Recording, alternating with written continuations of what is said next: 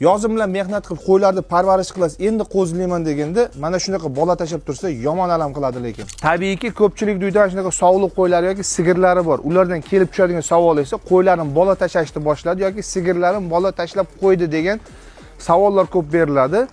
Bu vaziyatga umuman befarq bo'lmasdan gigiyenik talablariga, qoidalarga amal qilgan holatda qo'yxona yoki molxona dezinfeksiya qilinadi. Kasallikka qarshi vaksinatsiyalar amalga oshiriladi yoki bir kunda bir mahal Immunomak tuzidan agar mana shunaqa qo'ylaringiz bo'lsa, bir kunda bir mahal 5 grammdan qo'y boshiga kunda bir mahal ozuqasiga shu tartibda qo'shib beriladi.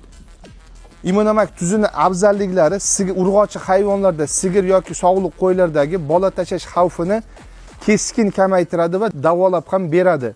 Berish tartibi esa 2 oy to'liq beriladi, oradan yana 3 oy dam oltirib yana 2 oy berilsa, xo'jaligingizda kasaldan butkul qutulgan bo'lasiz.